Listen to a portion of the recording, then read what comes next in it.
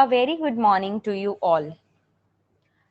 We are almost done with the topics from organismic behavior and the factors that affect population.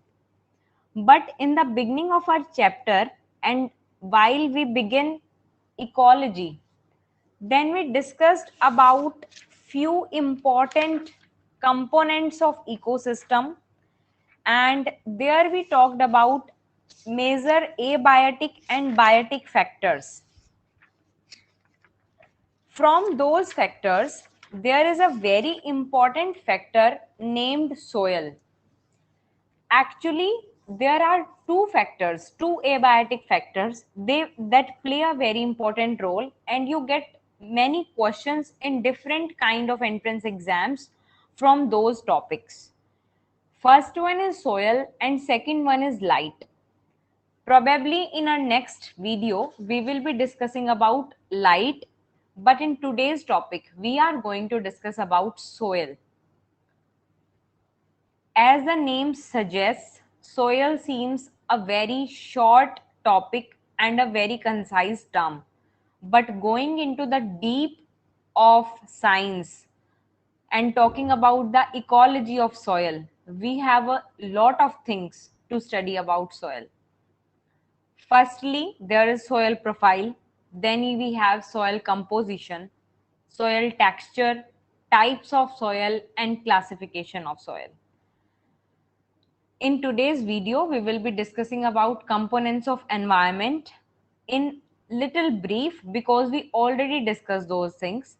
Then we will move on to the edaphic factors where the soil factors will be discussed. Edaphic term is used for soil. So the soil factors are known as edaphic factors. Then we will be studying about pedogenesis, that is the process of soil formation. Pedogenesis is known as process of soil formation. Let me highlight this thing for you. This pedogenesis. This is known as the process of soil formation. Then you have soil classification.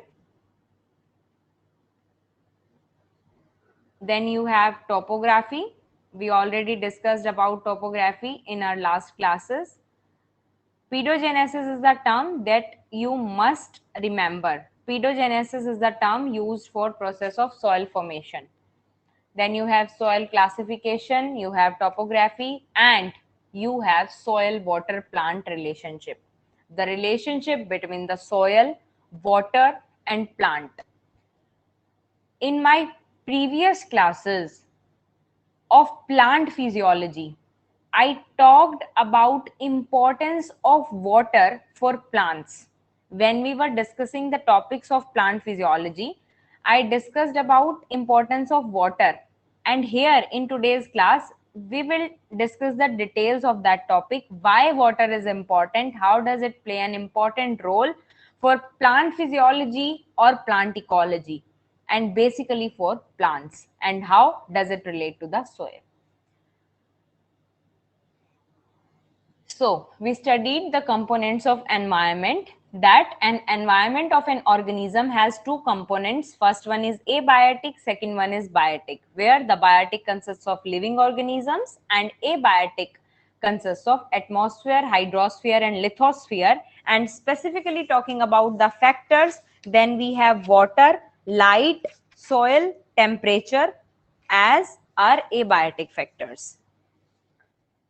Now, abiotic factors basically include three types of factors, that is climatic, topographic, edaphic. Climatic factors include light, temperature, water, atmosphere and fire, जो climate की वजह से affect होते हैं. And the topographic or physiographic factors are due to altitude, direction of mountain chains and valleys, steepness and exposure of slopes. क्योंकि topographic factors जो हैं, they are the surface configuration of an area. किसी area के physical feature को depict करने वाले factors are known as topographic factors, जो किसी ऑर्गेनिज्म के डिस्ट्रीब्यूशन को इन्फ्लुएंस करते हैं. Then we have edaphic factors that are importantly soil factors. The process of soil formation, the physical and chemical properties of soils, their nutrients are known as edaphic factors. Now, specifically talking about the edaphic factor in today's lecture, we have soil. The soil composition is there that consists of 4 components. Soil में 4 तरह के components होते हैं. 2 are solid and 2 are non-solid.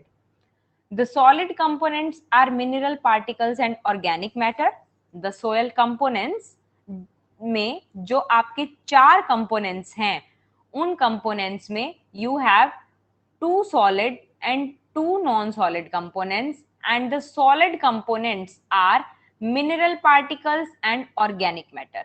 बात हो रही है soil की. और जो नॉन सॉलिड कंपोनेंट्स हैं, they are air and water.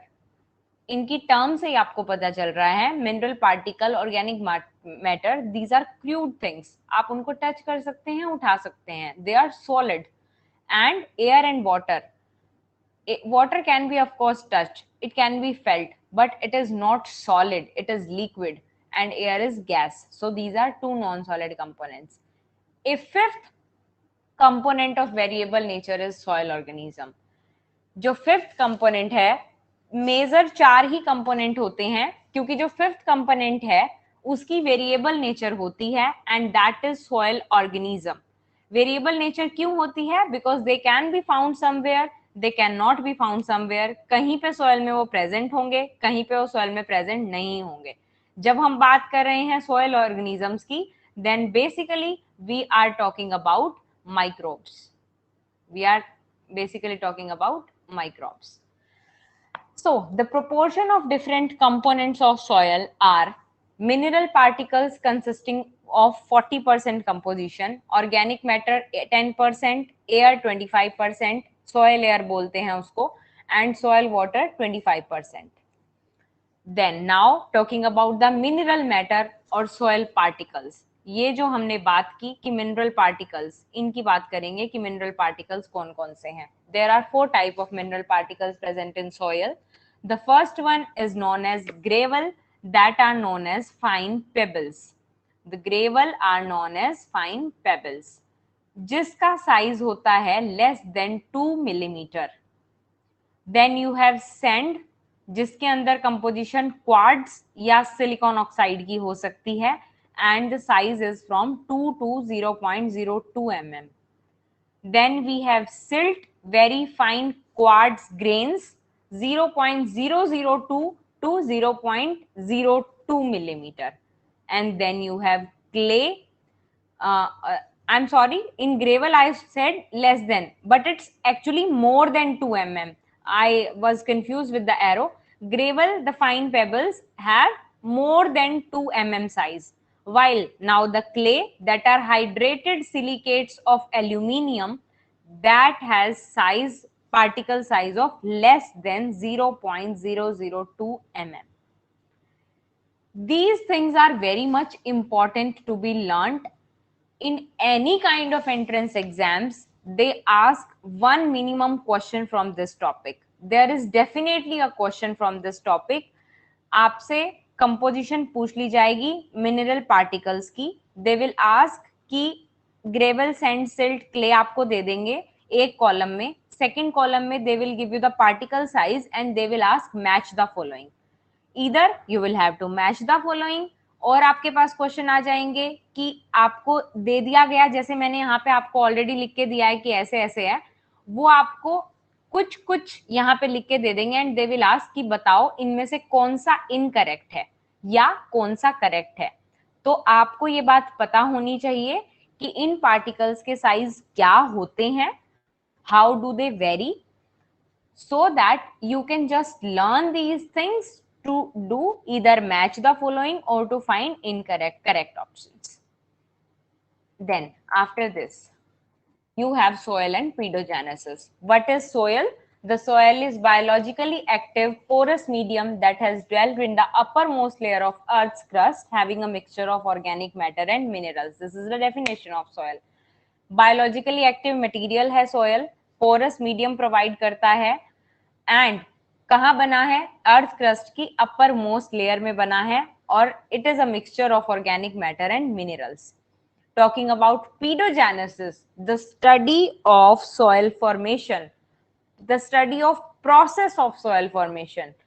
Origin और formation of soil क्या कैसे हुआ as a natural 3D body on earth surface. ये जो 3D body on earth surface है soil की, इसके लिए एक specific term use किया जाता है, that is known as pedon.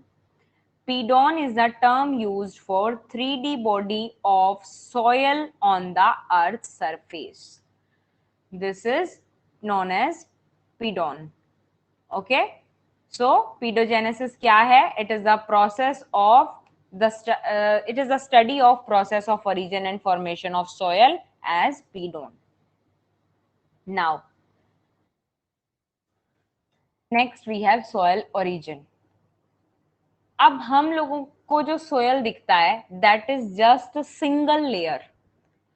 हमें नहीं पता कि उसके अंदर क्या क्या मटेरियल्स प्रेजेंट हैं और सॉइल की फॉर्मेशन हो कैसे रही है. We don't know that. उसको फाइंड आउट करने के लिए हमने एक हाइपोथेटिकल चीज बनाई that actually happens in the soil, but to understand it we have created a hypothetical situation in which we gave the hypothetical diagram of soil profile to show principal origins. क्या क्या origins होते हैं? soil origin की जहां बात हो रही है उसमें हमें ये पता चलता है कि कैसी कैसी लेयर सोयल में प्रेजेंट होती हैं, उन लेयर्स का क्या काम होता है और उन लेयर्स में किस तरीके के कंपोनेंट्स प्रेजेंट होते हैं. Let's see, let's find what is soil origin. Basically, the soil origin are layers of soil that are underground which dwell from the combined actions of living organisms and percolating water. Soil origin क्या है? Layer of soil है जो underground present होती हैं, which dwell from the combined action of living organism and percolating water. जो भी water अंदर जा रहा है, अंदर से बाहर आ रहा है, उस percolating water और living organism, microbes and all, plants and all, हम लोगों की वजह से, हमारे एक्शंस की वजह से जो चीजें डेवलप होंगी वो सॉइल ओरिजिन को कॉन्स्टिट्यूट करेंगी. ये लेयर्स सीक्वेंस में अरेंज्ड होती हैं एक दूसरे के ऊपर and they form a soil profile. Soil origin क्या बनाता है? Soil profile. तो अब बात करेंगे कि क्या क्या लेयर्स प्रेजेंट होती हैं सॉइल ओरिजिन में. See, the first layer is OI that is depicted here. This is origin OI, layer OI, and this is known as for the slightly decomposed organic litter. क्या present होता है? सबसे ऊपर से देखना शुरू करें या सबसे नीचे से? बीच से कहीं से स्टार्ट नहीं करेंगे. It is necessary to remember these things. आपको ये बात पता होनी चाहिए कि when you learn these things तो ये ऐसे होना चाहिए. its sequence should be like this. पहले OI then OA, इसको constitutively O भी बोला जाता है, then A then E then B then C then R. अगर ऊपर से नीचे की बात कर रहे हैं तो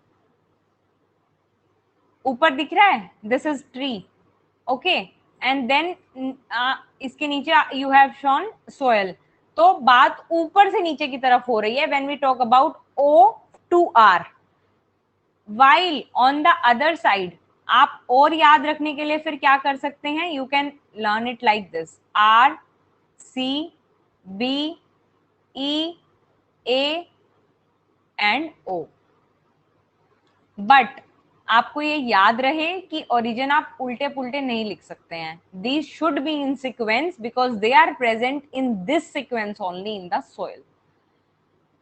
तो ऊपर से या नीचे से हम बात करते हैं, अंडरग्राउंड से बात करते हैं. Let's first start from the consolidated rock. Consolidated rock is there This is known as R origin. Where you have consolidated rock, this is known as R origin. Crude material, rock का crude material will be present in this portion of consolidated rock. Then you have unconsolidated earth material that may have weathered to form the solemn. जो origin सी है वो unconsolidated earth material का होता है जो टूटेगा, जिसकी वेदरिंग होगी टू फॉर्म द सोलम. यहां पे एक टर्म आई है unconsolidated. What is the term here? Unconsolidated. Unconsolidated का मतलब होता है subsidiaries जो stratified ना हो, loosely arranged हो. तो इजी मैनर में हम इसको क्या बोल सकते हैं? अगर मैं बात करूं अनकॉन्सोलिडेटेड की, then what can you call it? Unconsolidated means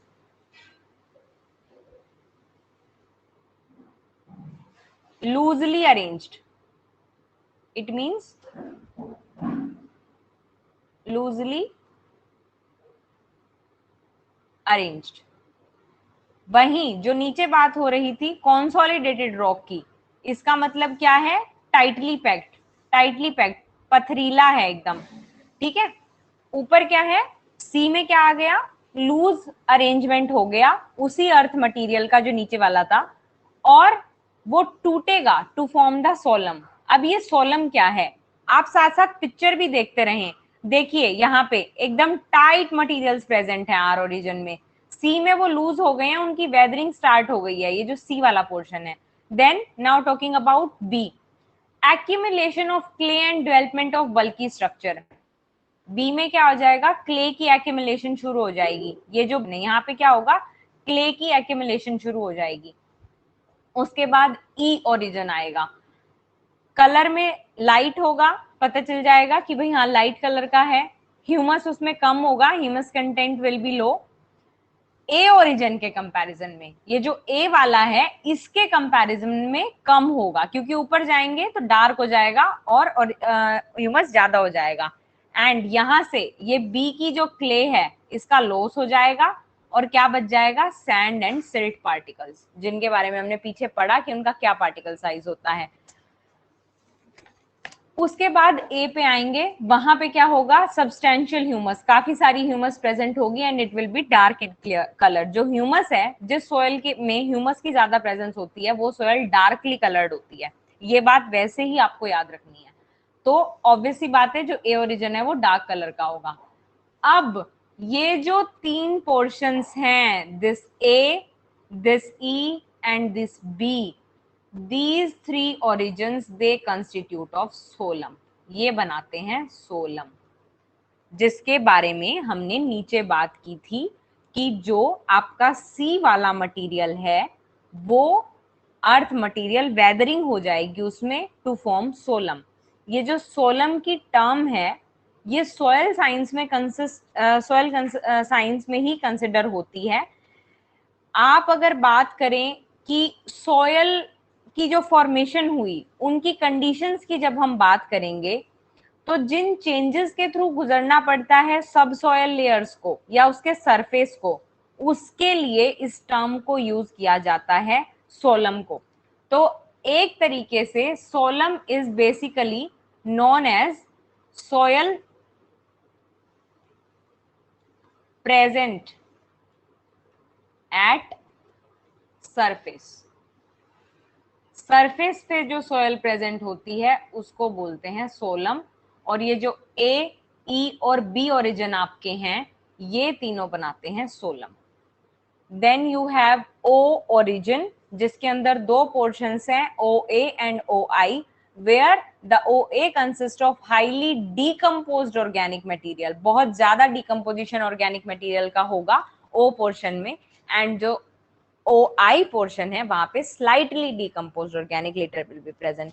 come decompose होगा ऑर्गेनिक लेटर. आप खुद सोच के देखो, माइक्रोब्स इनसाइड द सोयल थोड़ा डीप लेयर्स में प्रेजेंट होते हैं, तो जो ऊपर वाला एरिया है यूजुअली उसमें कम डीकम्पोजिशन होगा, क्योंकि जो बायोडिग्रेडेबल वेस्ट है वो भी हम ऊपर ही डालते हैं ना, तो वो बाद में डिकम्पोज होता है, तो स्लाइटली डिकम्पोज्ड, कम डिकम्पोज जो होगा ऑर्गेनिक लेटर वो ऊपर वाली में प्रेजेंट होगा, उसके बाद वाली में उससे ज्यादा, उसके बाद वाली में बात आ जाएगी ह्यूमस की और डार्कली कलर्ड होगा। ई में बात आ जाएगी कि ह्यूमस कम हो जाएगी जिसकी वजह से उसका कलर भी लाइट हो जाएगा, दैट विल बी, वहां पे क्ले नहीं होएगी लेकिन सैंड और सिल्ट पार्टिकल प्रेजेंट होंगे। बी में क्ले आ जाएगी, बी को याद कर सकते हैं बी सी, बी सी एक साथ आता है ना अल्फाबेट में ए बी सी, तो बी सी मतलब बी ओरिजिन में सी से क्ले प्रेजेंट है, तो यहाँ पे accumulation of clay and development of bulky structure. Then उसके बाद सी, वहां पे loosely arrange earth material present होंगे जो टूटेंगे सोलम बनाने के लिए, जो कि ऊपर वाली लेयर से बनेगा, और उसके बाद यू हैव कंसोलिडेटेड रॉक, एकदम पथरीला जो पोर्शन है वो सबसे नीचे की तरफ प्रेजेंट होगा। And here they have shown you the pedons, ये क्या है, ये जो एकदम ये वाला जो सी, ये कह सकते हैं आर वाला जो पोर्शन है और उससे भी नीचे वाला एरिया है, this forms the pedons. Okay, now a एक हाइपोथेटिकल डायग्राम, ये ऐसा जो डायग्राम है ये समझने के लिए this is good but we can not draw this, तो जो आप ड्रॉ करेंगे that diagram can be this, where you have O for organic layer, humus जहां होगी, A is topsoil where minerals are present with humus, then E is elevation layer, alluviation layer, alluviation होगा, alluviation का मतलब क्या होता है बच्चे कि दो प्रोसेसेस होते हैं जहां पे सोयल के मटेरियल्स का ट्रांसपोर्ट और डिपोजिशन होता है, वो कराने के लिए there are two type of process, soil के जितने भी मटेरियल हैं उनके ट्रांसपोर्ट और डिपोजिशन एंड ट्रांसपोर्ट कराने के लिए दो प्रोसेसेस होते हैं। द फर्स्ट वन इज एलुविएशन, पहला कौन सा है, एलुविएशन। किसकी बात हो रही है, जो सोयल में प्रोसेसेस प्रेजेंट हैं, किसके लिए, सोयल के ट्रांसपोर्ट के लिए और उसकी डिपोजिशन के लिए। एक तो होता है एलुविएशन, दूसरा होता है illuviation. Consider this difference in the spellings, spellings भी अलग हैं, इनका काम भी अलग है। एलुविएशन का मतलब होता है washing down of material from upper strata, जो अपर स्ट्रेटा है सोयल का, ऊपर वाली लेयर्स हैं, उनके मटेरियल का वॉश डाउन करना, ये काम किसका होगा, एलुविएशन जोन या एलुविएशन लेयर का। लीचिंग के बारे में आपने सुना होगा केमिस्ट्री में, लीचिंग के लिए फेमस है ये वाला zone, that is enriched in different layers of soil with minerals, eluviation layer, E layer और ऑर्गेनिक मैटर प्रेजेंट है। दूसरा एक प्रोसेस होता है इलुविएशन, इलुविएशन का मतलब क्या होता है, इलुविएशन का मतलब क्या होता है, this is the term used for deposition, deposition of washed down, ये जो वॉश्ड डाउन मटेरियल्स होंगे अपर स्ट्रेटा के, अगर इनकी डिपोजिशन कर दी जाए कहां पे, लोअर स्ट्रेटा में, then that is known as illuviation. Okay, eluviation क्या थी, अपर स्ट्रेटा, अपर स्ट्रेटा से मटेरियल्स का वॉश डाउन करना वॉज एलुविएशन, लेकिन उसी मटेरियल को लोअर स्ट्रेटा में डिपॉजिट कर देना is known as illuviation. Then you have next layer of subsoil that has deposited minerals and metal salt. Then C is parent rock, partially weathered rock is present, and R is bedrock, unweathered parent rock is present. This is the diagram you should draw. Then we have soil texture. What is the soil texture? Physical structure of soil which is due to size, proportion and arrangement of its constituents is known as soil texture. Soil के particles, physical structure जो हैं उनके size, proportion और arrangement की वजह से that is known as soil texture, where you have sandy soil, clay soil and loam soil. अब इनकी कंपोजिशन क्या क्या है, सैंडी सोयल में 80% से ज्यादा सैंड होती है, 20% या उससे भी कम सिल्ट और क्ले इज प्रेजेंट। क्ले में 40 to 50% क्ले, 50 to 60% सिल्ट और थोड़ी सी सैंड प्रेजेंट होगी। क्ले काफी चिकनी होती है तो ध्यान रखें कि रेतीला पोर्शन उसके अंदर कम होगा, सैंड बिल्कुल कम होगी। ठीक है, क्या होगा उसमें 50 to 60% सिल्ट और 40 to 50% क्ले। और जो लोमी सोयल है, लोमी सोयल में क्या होगा 20% clay, 40% sand and 40% silt. Then after this sandy soil जो है वहां पे poor water holding capacity, clay soil की high water holding capacity, loamy soil की मॉडरेट। एबीसीडी में जे के एल एम होता है, याद रखेंगे एल एम से, एल और एम एक साथ। Loamy soil moderate water holding capacity. Clay soil आपको पता है चिकनी मिट्टी है, सबसे ज्यादा पानी होगा। क्ले तो आपने घरों में भी यूज करी है, तो उसके अंदर सबसे ज्यादा हाई वाटर होगा।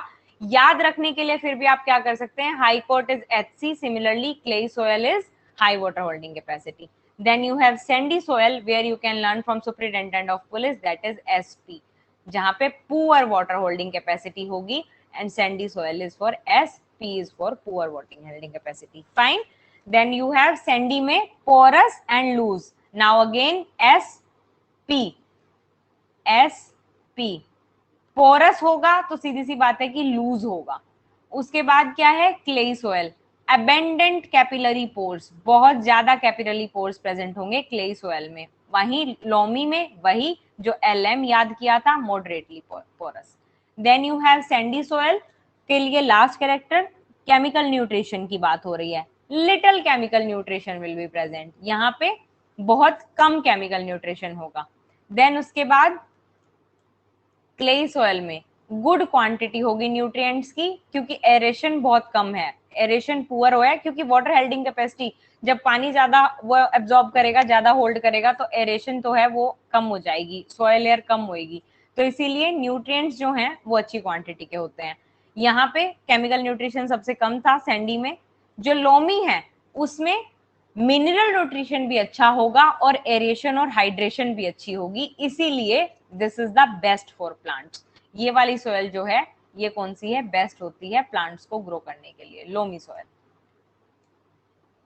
Then alluvial soil are there that are formed by successive decomposition of silt transported by river during floods in the flood plains and along the coastal belts. Largest होती है इंडिया में alluvial soil, इनका जो texture है that can range from clayey loam to sandy loam.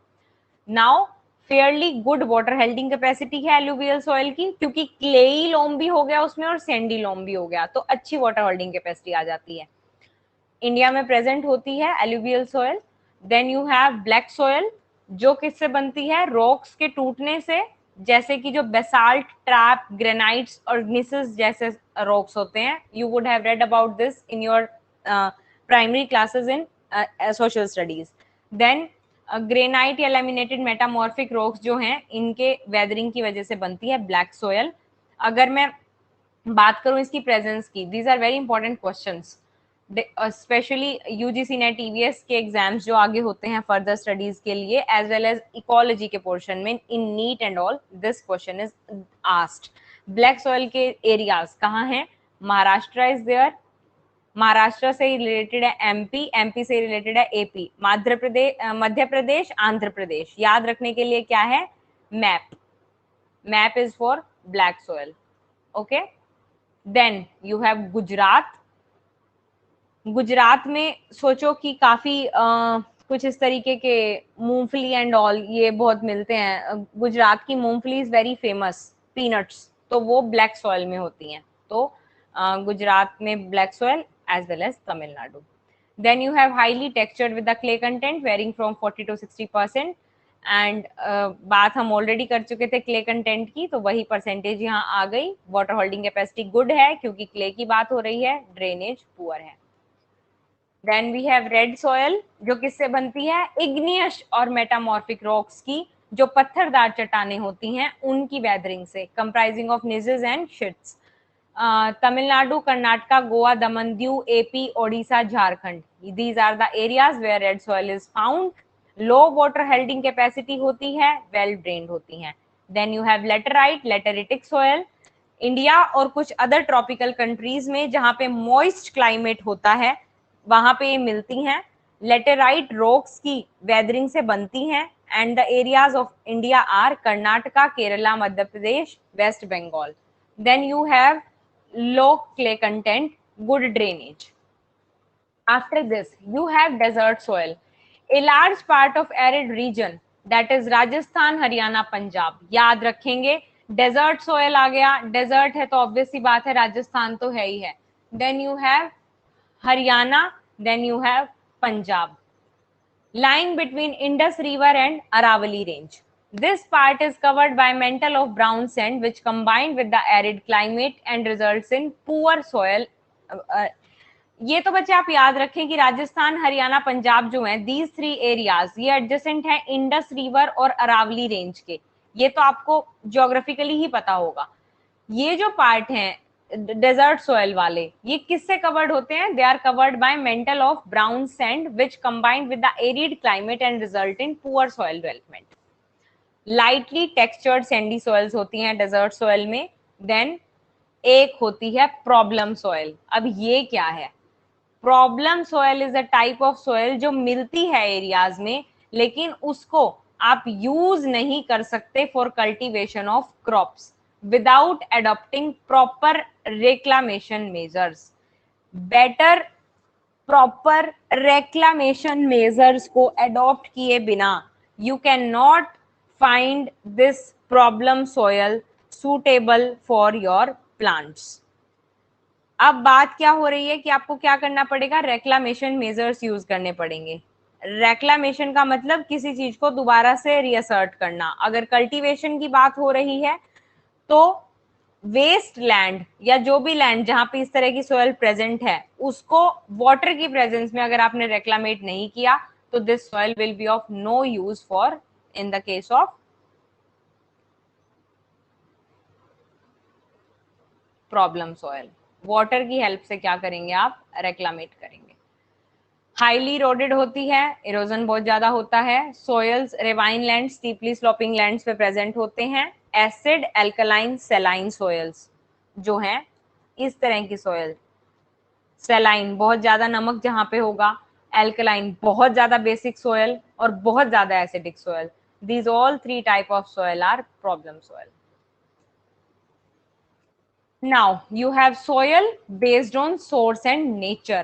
Black soil we already discussed. बस आपको ये पता होना चाहिए कि black soil is also known as black cotton soil or rigors.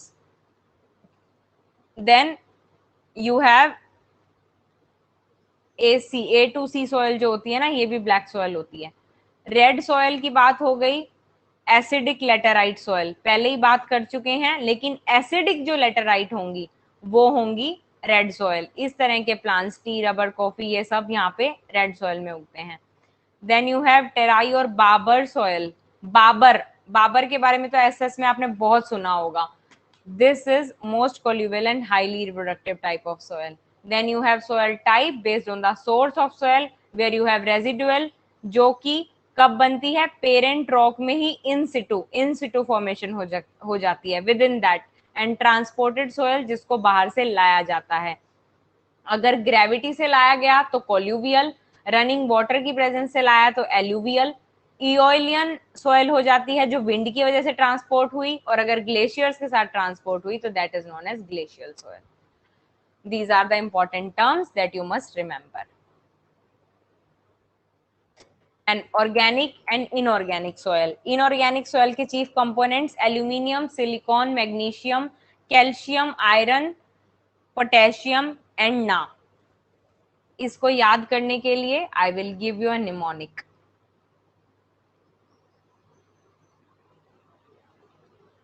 अलसी. अलसी का नाम भी आपने सुना होगा. सीड्स होते हैं, खाया भी जाता है अलसी को. इजी सा नाम है, याद रख सकते हैं. अलसी,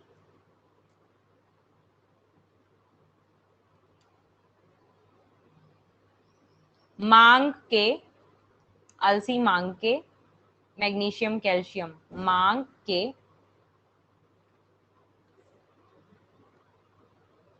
आयरन पहना. I hope it's clear to you. This is the mnemonics. You can remember. I have made this. Chief components in organic soil के अगर आपको याद रखने हैं तो उसमें आपको एलिमेंट्स याद रखने पड़ेंगे, क्योंकि ऑर्गेनिक के केस में तो जो चीफ ऑर्गेनिक कंपोनेंट है वो ह्यूमस ही होता है. उसमें कुछ amino acid, protein, sugar, alcohol, fat, oil, wax, ये सब प्रेजेंट हो सकते हैं जो आप इजिली रिमेंबर कर सकते हैं. बट बात कहाँ पे है? इनऑर्गेनिक सॉइल में. तो उसको अगर आपको याद करना है तो व्हाट इज द ट्रिक? अलसी मांग के आयरन पहना. एल्यूमिनियम एंड सिलिकॉन फॉर अलसी, मांग के मैग्नीशियम कैल्शियम, आयरन Fe, पहना पोटेशियम Na. पी से होता है ना potassium, symbol is K. This is पहना for potassium and Na. Okay, याद हो जाएगा. Then you have smaller components. Smaller components के लिए क्या ट्रिक यूज करेंगे? Let's see what trick we can have. बमन, दमन एंड द्यू सुना है? दमन एंड द्यू जैसा ही रिलेटेड हो गया बमन. बमन को जन्मों, इंग्लिश में भी लिख सकते हैं आप, जैसे just to make you recall this things. बमन को जन्मों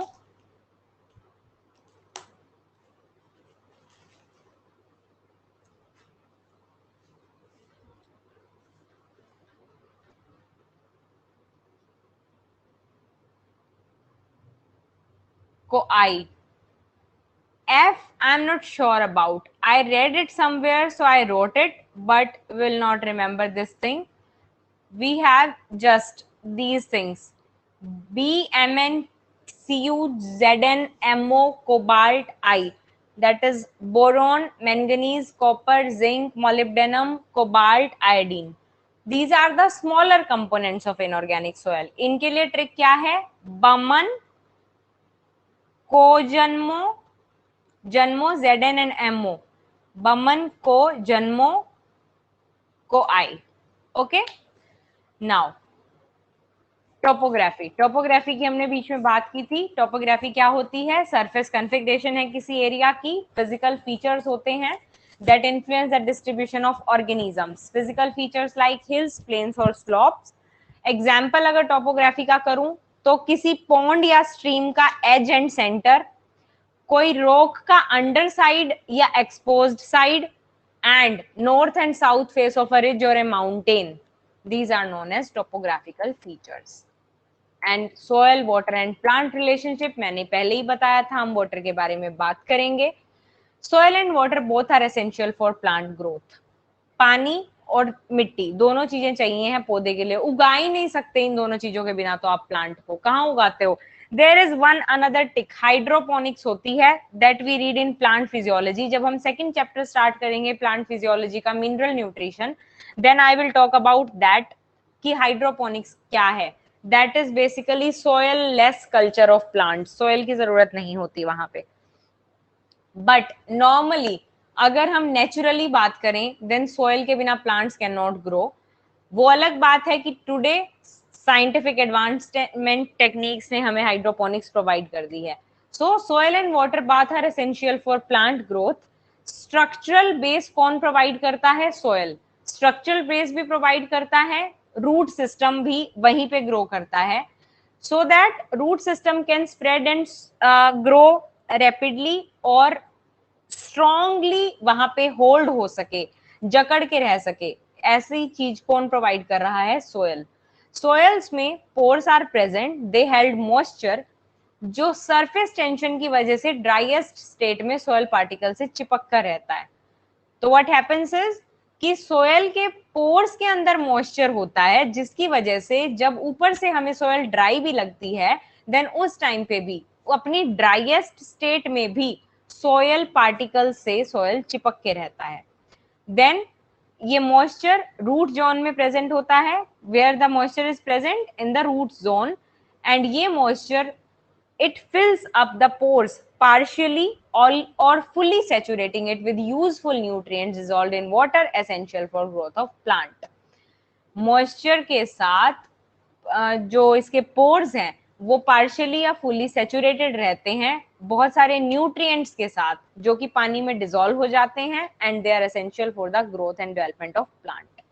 अब वाटर की कौन सी प्रॉपर्टीज हैं that are important for soil and growth of plant? Let's see which properties are there for water that are important. The first property is high specific heat.